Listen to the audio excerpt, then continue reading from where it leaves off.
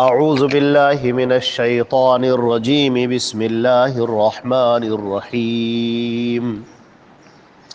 وَإِذَا رَآكَ الَّذِينَ كَفَرُوا إِن يَتَّخِذُونَكَ إِلَّا هُزُوًا أَهَذَا الَّذِي يَذْكُرُ آلِهَتَكُمْ وَهُمْ بِذِكْرِ الرَّحْمَنِ هُمْ كَافِرُونَ۔ یہ سورہ انبیاء کی آیت نمبر 36 ہے، 36، اور ترجمہ اس آیت کا یہ ہے: اور جب یہ کافر آپ کو دیکھتے ہیں تو آپ کا مذاق اڑاتے ہیں، کیا یہی ہے وہ جو تمہارے معبودوں کا تذکرہ کرتا ہے اور وہ رحمان کے ذکر سے بالکل منکر ہے، انکار کرنے والے ہیں۔ حضرات گرامی، یہ اللہ کے پیارے رسول صلی اللہ علیہ وسلم نے جب حق کی دعوت کا اعلان کیا اور سچائیاں ان کے سامنے بیان کرنی شروع کی اور کفار مکہ کو، مشرکین کو ٹوکا کہ تم جو یہ غلط روش اختیار کیے ہوئے ہو، اللہ رب العزت ذوالجلال کو چھوڑ کر تم ان معبودوں کی پوجا میں لگے ہوئے ہو، لات کی، عزا کی، ہبل کی، منات کی، یہ کون سا طریقہ ہے جو تم نے اختیار کر رکھا ہے؟ اس اللہ کی بارگاہ کو چھوڑ کر تم ان معبودوں کی، جن کو اللہ رب العزت نے خود پیدا کیا ہے، جو محتاج ہیں، اور جن کو تم اپنے ہاتھوں سے ان کے مورتیاں بناتے ہو اور ان کے آگے کھانا رکھتے ہو، انہی کو تم پکارتے ہو اپنی مصیبت میں۔ ان کو تم نہلاتے ہو، دھلاتے ہو، ان کے آگے سامان رکھتے ہو، کھانا رکھتے ہو، ان کو کپڑے پہناتے ہو، اپنے ہاتھوں سے ان کو تراشتے ہو، اور اس کے بعد تم انہی کو پکار رہے ہو۔ یہ تمہاری عقلوں کو کیا ہو گیا ہے؟ چنانچہ اللہ کے رسول صلی اللہ علیہ وسلم نے ان کو یہ توحید الوہیت کا سبق دیا اور یہ بھی بتایا کہ اے لوگو سنو، اللہ نے تم کو پیدا کیا، تمہارے باپ داداؤں کو پیدا کیا، اس پوری انسانیت کو خلق کیا، اور وہی تمہارے لیے شریعت کا اتارنے والا ہے۔ لہٰذا وہ جو شریعت اتار رہا ہے، اس کا جو پیغام ہے جو میں تم تک پہنچا رہا ہوں، اس کی پیروی کرو، اس پیغام کو مانو اور تسلیم کرو، اسی میں تمہاری نجات ہے، تمہاری کامیابی ہے۔ اگر تم اپنے طور طریقوں سے زندگی گزارو گے تو یہ طریقہ تمہیں ہلاکت کی طرف لے کر جائے گا۔ اللہ رب العزت نے جو شریعت اتاری ہے، اللہ نے جو پیغام اتارا ہے، اس پیغام کو قبول کرو، اس شریعت کو قبول کرو، ایمان لاؤ اللہ پر، اس کے رسول پر، اور جو بھی باتیں بتائی جا رہی ہیں ان باتوں پر۔ جب یہ واشگاف باتیں اور سچی باتیں کفار مکہ کے کانوں سے ٹکراتی تھیں تو ان کو کوئی جواب نہیں سوچ پڑتا تھا، چنانچہ پھر وہ وہی طریقہ اختیار کرتے تھے جو اس سے پہلے کے مشرکین اور کفار کا طریقہ رہا ہے، بلکہ ہر اس شخص کا رہا ہے جو غلط طریقہ اختیار کرنے والا ہے، جو حق سے راہ فرار اختیار کرنے والا ہے۔ وہ مذاق اڑاتے ہیں، وہ اللہ کے نبی صلی اللہ علیہ وسلم کا مذاق اڑاتے ہیں، کہتے ہیں کہ اچھا تم ہی کو رسول بنایا، اچھا تمہارے اوپر اللہ پیغام اتار رہا ہے، ارے ہم تم کو کیوں مانے؟ نہ تو تمہارے پاس دولت ہے، نہ کوئی منصب ہے، نہ کوئی تم بڑے آدمی ہو، نہ تمہارا عالی شان محل ہے، ہم تمہاری بات مانے تو کیوں مانے؟ چنانچہ تم جو باتیں کہہ رہے ہو، رحمان کا تذکرہ کر رہے ہو، ہم نہیں جانتے رحمان کون ہے، ہم رحمان کے بارے میں نہیں جانتے۔ چنانچہ وہ مذاق اڑانے پر تل گئے۔ اب آپس کی میٹنگیں ہو رہی ہیں، آپس میں بیٹھے ہوئے ہیں، اللہ کے نبی صلی اللہ علیہ وسلم ادھر سے گزرتے ہیں یا آپ کا تذکرہ ہوتا ہے لوگوں کے درمیان میں، تو مذاق اڑاتے ہیں، کہہ رہے ارے کیا ذکر کرنا ان کا،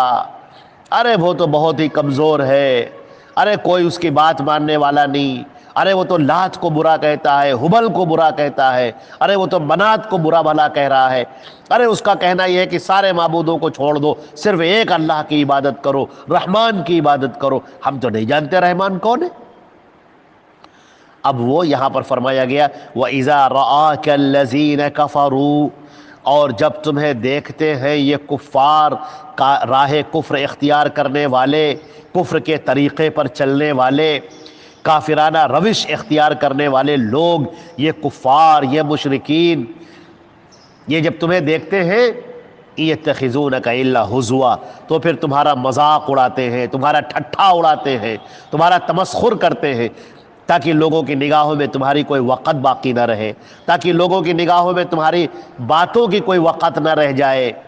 تاکہ کوئی تمہاری پیروی نہ کرنے پائے۔ لہٰذا آج بھی یہی طریقہ ہے، جو اہل حق ہے لوگ ان کا مذاق اڑاتے ہیں، ارے یہ صاحب کہاں سے آ گئے، ارے یہ کیسی باتیں کہہ رہے ہیں، اس طرح سے مذاق اڑانا، ذلیل کر دینا۔ حالانکہ ان کو چاہیے تھا کہ وہ اللہ کے رسول کی جو حق بات ہے اس کے بارے میں وہ جواب دیتے۔ اللہ کے رسول ان سے سوال کر رہے ہیں، ان سے پوچھ رہے ہیں کہ تم ان کو کیوں پوج رہے ہو؟ یہ لات اور عزا اور ہبل، ان کو پیدا کس نے کیا ہے؟ یہ کس کے محتاج رہے ہیں؟ تم اس کی عبادت کیوں نہیں کرتے جو اس پوری کائنات کا پیدا کرنے والا ہے، جو الحی القیوم ہے، جو زندہ و جاوید ہے، اور ایک ایک کو اس کی سہولت کا اور اس کی ضرورت کا سامان فراہم کرتا ہے، وہ جو سب پر قادر ہے، وہ جو کسی کا محتاج نہیں، وہ جس کے نہ اونگ آتی ہے نہ نیند آتی ہے، وہ جو اس پوری کائنات کے نظام کو تھامے ہوئے ہے، جو اس پوری کائنات کو چلا رہا ہے، تم اس کی عبادت نہیں کرتے، اس کے سامنے سجدے نہیں کرتے، اس کے ساتھ میں ان کو شریک کیے ہوئے ہو؟ مگر وہ ان باتوں کا جواب نہیں دیتے، وہ مذاق اڑاتے ہیں آپ کا،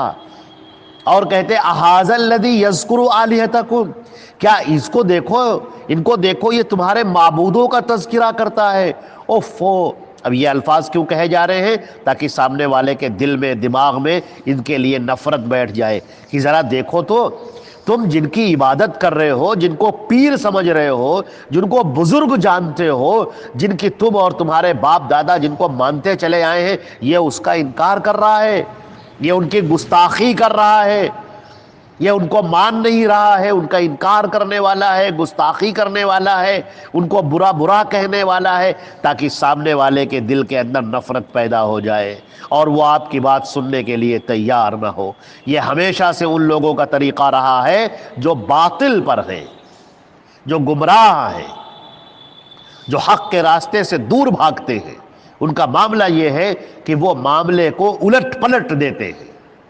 وہ رسول کی بات کو نہیں سنتے، وہ دلائل کو نہیں سنتے، وہ حق کی آواز کو نہیں سنتے، بلکہ وہ یہ سن رہے ہیں کہ یہ تمہارے معبودوں کی بے عزتی کرتے ہیں، ان کی گستاخی کرتے ہیں، ان کی شان میں گستاخی کرتے ہیں، تاکہ سننے والے لوگ سب غصے میں آ جائیں، سب انتقام لینے کے لیے اٹھ کھڑے ہو، اور اللہ کے رسول کی باتوں پر دھیان دینے کے بجائے ان کے لیے نفرت اپنے دل میں رکھیں۔